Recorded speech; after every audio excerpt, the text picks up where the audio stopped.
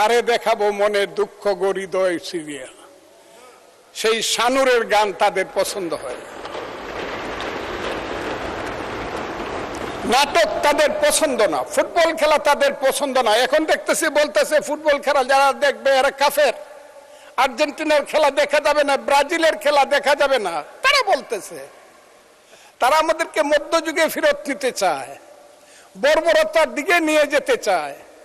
রাম মন্দির চাই না, মালাউন্ডা দেশ ছেড়ে চলে যাও, হিন্দুরা চলে যাও মিছিল করতেছে। তাদের পোশাকটা দেখলেই বুঝি আমি তারা কারা। সেই পোশাকি লোকজনের সংখ্যা এখন বেড়ে গেছে, এমন বাড়ছে যে তারা পৃথিবীর কোনো সভ্যতা সংস্কৃতি কোনো কিছু শুনতে চায় না, কোনো কথা শুনতে চায় না। ধর্মকে নিয়ে শুধু ব্যবসা করতে চায়, তারা হলো ধর্ম ব্যবসায়ী।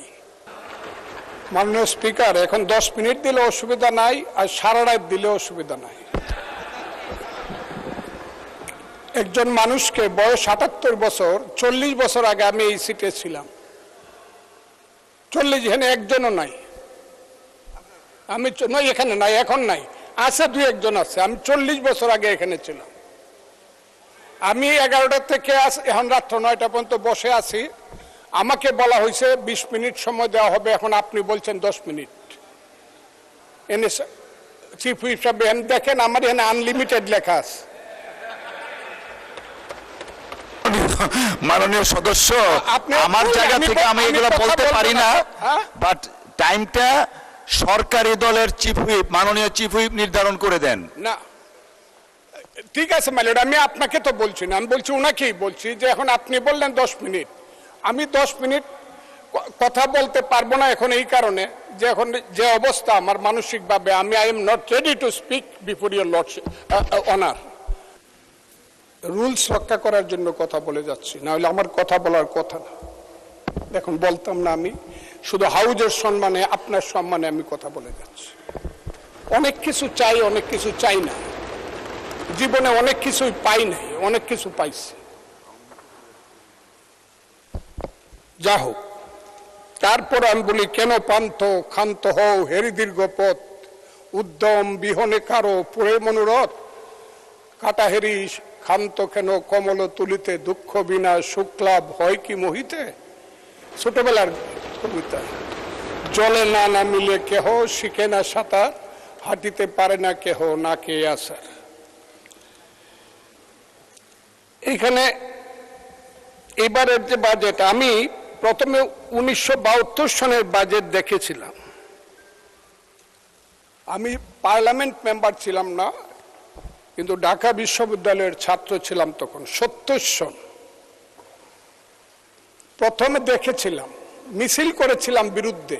আইনমন্ত্রী ছিলেন MN হুদা, আইনমন্ত্রী না, অর্থমন্ত্রী। 350 কোটি টাকার বাজেট ছিল। আমি 72 সনের বাজেট অনুষ্ঠানে উপস্থিত ছিলাম। অর্থমন্ত্রী তাজউদ্দিন আহমদ বাজেট পেশ করছিলেন, 450 কোটি টাকা। আজকে 54 বছর পরে সেই বাজেট এসে দাঁড়িয়েছে 9,38,000 কোটি টাকা। বাংলাদেশে কিছুই হয় নাই, এটা যারা মনে করে এটা ঠিক না।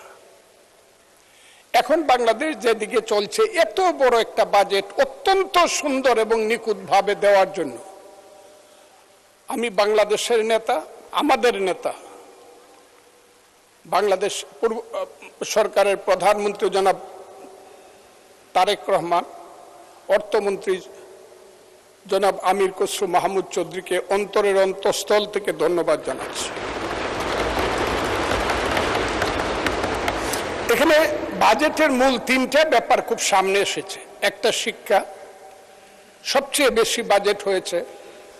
তারপরে হলো নিরাপত্তা, সামাজিক নিরাপত্তা। শিক্ষাতে 1,37,000 কোটি, সামাজিক নিরাপত্তা 1,44,000 কোটি। তারপরে স্বাস্থ্য হলো 69,000 কোটি।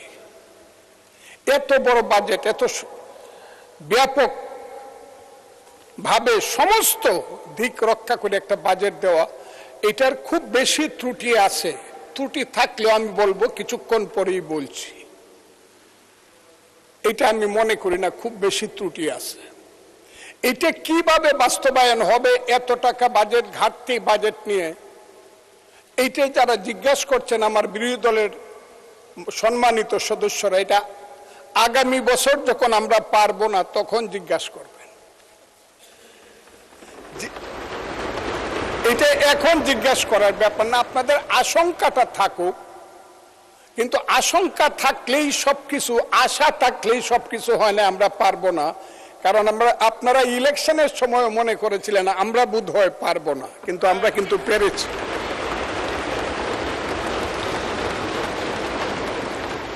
আমি একটা কথা বলবো, এইখানে যে ঘাটতিটা আমার কাছে দেখা যাচ্ছে, বৈষম্যটাকে দেখা যাচ্ছে, ভাত এবং তরকারির যেমন সম্পর্ক, শিক্ষা এবং সংস্কৃতির ঠিক তেমন সম্পর্ক। শিক্ষা বাজেট অনেক বেশি হয়েছে, ধন্যবাদ, কিন্তু সংস্কৃতি বাজেটটা এর সঙ্গে খুব বেশি পরিপূরক হয়েছে বলে আমার মনে হয় না।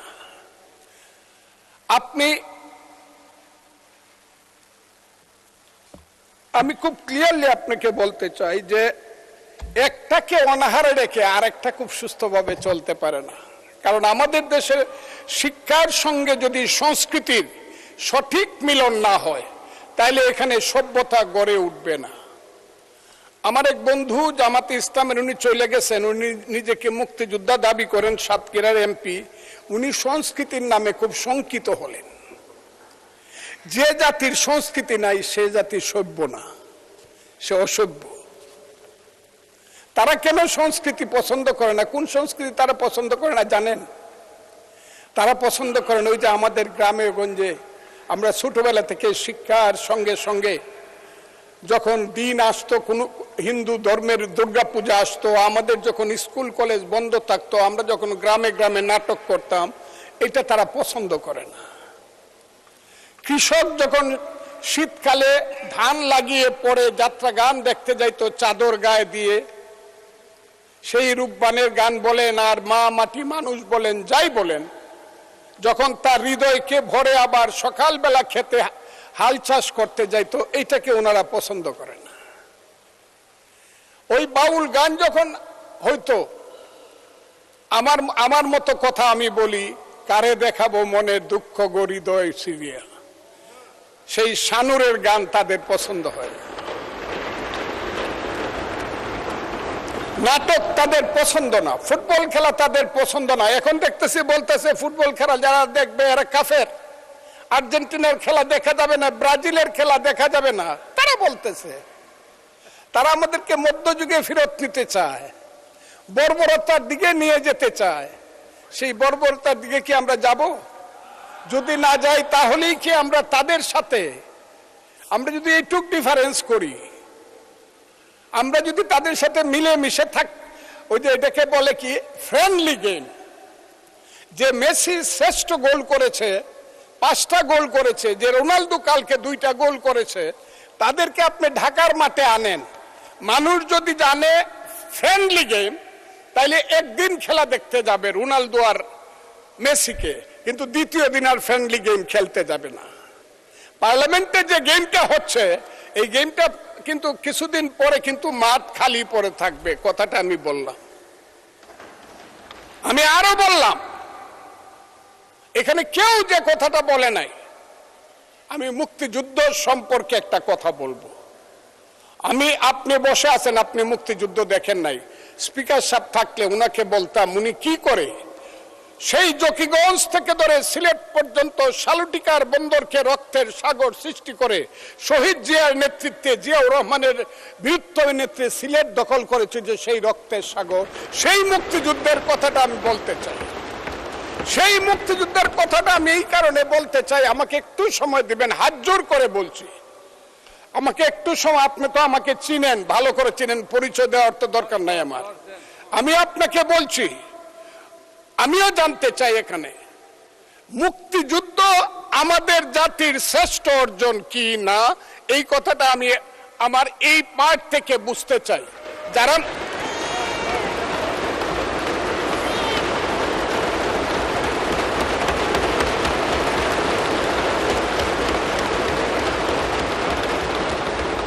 তাহলে 146 এবং 47 ধারায়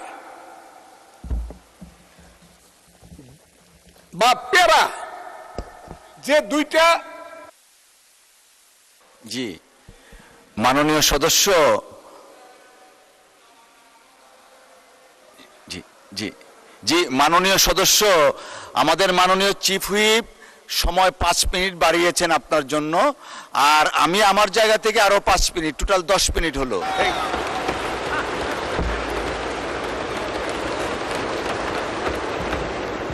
যদি এই হয় তাহলে 147 প্যারায় লেখা আছে, জনাব অর্থমন্ত্রী, সরকার মহান মুক্তিযুদ্ধের ইতিহাস সংরক্ষণ ও বীর মুক্তিযোদ্ধাদের কল্যাণে নিরলসভাবে কাজ করছে। ঠিক আছে, সাধারণ মুক্তিযোদ্ধাদের মাসিক সম্মানে 20,000 টাকা অপরিবর্তিত রাখার এবং খেতাবপ্রাপ্ত মুক্তিযোদ্ধা যেমন বীর শ্রেষ্ঠ, বীরুত্তম, বীর বিক্রম, বীর প্রতীকদের 5,000 টাকা বৃদ্ধি করছে। ঠিক 48 ওনারা এসে লিখতেছেন জুলাই অভ্যুত্থানে, আমি তাদেরকেও শ্রদ্ধা করি, জুলাই অভ্যুত্থানকেও আমি শ্রদ্ধা করি। জুলাই অভ্যুত্থানে শহীদ পরিবারের মাসিক ভাতা 20,000 টাকা, ঠিক আছে। এরপরে আবার লিখতেছে এসসি ও ওসি ক্যাটাগরিতে আহতদের যথাক্রমে 20,000, 15,000 এবং 10,000 টাকা। কোন কারণেই ওই যে আমি বলছি যারা মুক্তিযুদ্ধকে শ্রেষ্ঠ মনে করেন, কোন কারণেই মুক্তিযোদ্ধার সম্মানী ভাতার সঙ্গে অন্য কারো সম্মানী ভাতার কোনো তুলনা হতে পারে না। যদি হয় তাহলে এইটার জন্য আমাদেরকে এই কাজের জন্য আমাদেরকে এখন দিবেন না, 5 বছর পরে আমাদেরকে খেসারত দিতে হবে। কারণ এখানে যারা আসছেন যদি নিজেকে অসত্য বলে মনে না করেন বা বুকে হাত দিয়ে বলতে পারেন, সব লোক অন্তত 99% এমপি বিএনপির যারা হয়েছেন তারা প্রত্যেকেই শেষ পর্যন্ত বলতে হয়েছে আমরা শহীদ মুক্তিযোদ্ধা জিয়াউর রহমানের দল, আমরা মুক্তিযুদ্ধের পক্ষে, এই কথাটা বলে আসছে। আর তারা বলছে তারা জুলাইয়ের পক্ষে এবং সৎ নেতৃত্বের পক্ষে, সৎ রাজনীতির পক্ষে।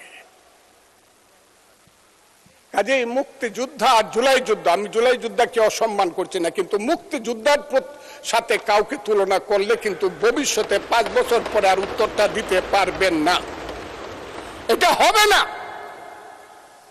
কাজেই আমি আজকে বলছি 1 টাকা হইলেও মুক্তিযোদ্ধার সম্মানী ভাতা বাড়াতে হবে, বেশি করতে হবে, না হলে উত্তর কোনোদিন দিতে পারবেন না। কিন্তু এই ব্যাপারে আমি আর কথা বলবো না, এটি আমার কথা। আমার এখানে ত্রুটি মনে হয়েছে আমাদের বাজেটের মধ্যে। এখন আসব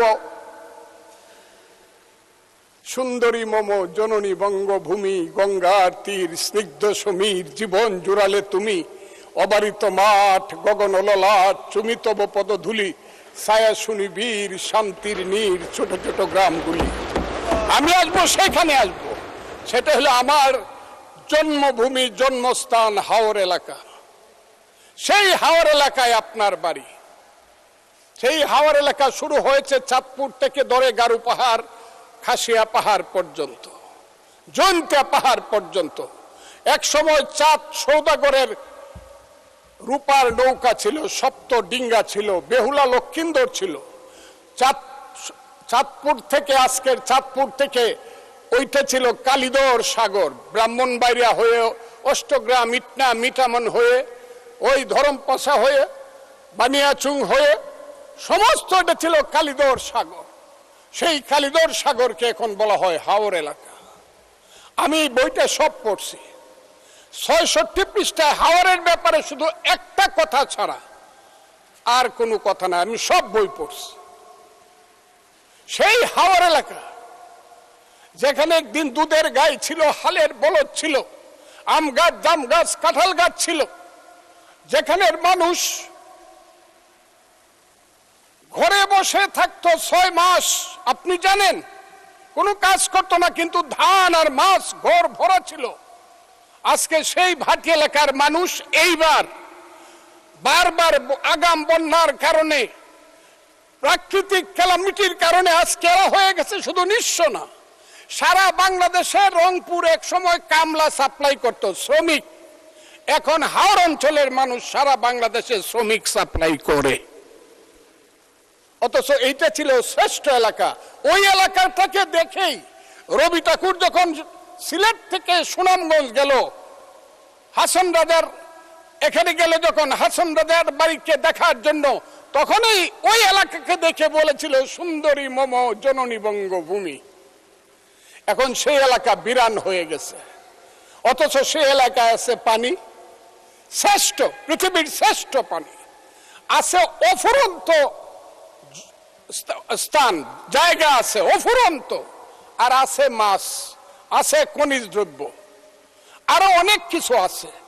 সেইগুলোকে মিলিতভাবে পাহাড়ের এলাকার যেমন একটা আলাদা বৈশিষ্ট্য, চট্টগ্রাম পার্বত্য চট্টগ্রামের রাঙ্গামাটি, খাগড়াছড়ি এবং বান্দরবন, ঠিক ভাটি এলাকার যে জেলাগুলো প্রায় 30টা উপজেলা, তার আলাদা বৈশিষ্ট্য। ওই দুয়ারা বাজার থেকে শুরু করে তাহিরপুর, বিশম্বরপুর হয়ে দিরাই, সাল্লা, ইটনা, মিঠামুন, অষ্টগ্রাম, খালিয়াজুরি, মদন, নিকলি থেকে ধরে নাসিরনগর, নাসিরনগর থেকে আশুগঞ্জ, আজমিরিগঞ্জ, বানিয়াচং, লাখাই, এই এলাকাটা হইল সম্পূর্ণভাবে পানির এলাকা, হাওর এলাকা। এই এলাকাটা একটা ভিন্ন ধর্মী এলাকা। ওই এলাকার মানুষকে বাঁচাতে হলে একটা মন্ত্রণালয় আলাদা করতে হবে। এই কথাটা বলার জন্য আমি এতগুলো কথা বললাম। আমি দাবি করছি, আমার নেতা যদি থাকতেন, আমি চাইতাম যে আমার হাওর অঞ্চলে আপনি দেখেন এখানে একটা মন্ত্রণালয় করা যায় কিনা। নেতার দায়িত্বে আছেন জনাব ফখরুল ইসলাম আলমগীর, আমি এটা জানি, তাকেই আমি বললাম যে হাওর অঞ্চলকে একটা মন্ত্রণালয় করা যায় কিনা। আমি আরেকটা কথা বলবো, হাওর অঞ্চলে অনেকগুলো কাজ শুরু হয়েছিল, বিশেষ করে 5200 কোটি টাকা খরচ করে একটা ফ্লাইওভার করার কথা ছিল মরিচখালী থেকে মিঠামুন, এইটা বন্ধ করে দিয়েছে ইউনূস সাহেব।